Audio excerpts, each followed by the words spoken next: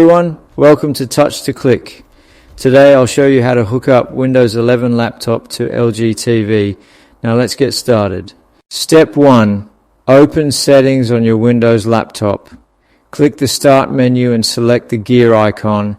This is where all system options are. Step 2. Click System. It controls your device functions like display and sound, which we need for connecting screens. Step 3. Click Display. Here you can adjust resolution and see all display options important for mirroring or extending. Step 4. Go to Multiple Displays. This lets your laptop detect other screens and extend or duplicate your display. Step 5. Click Connect to a wireless display.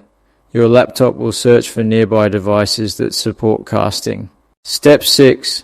A cast window will pop up showing your LG TV.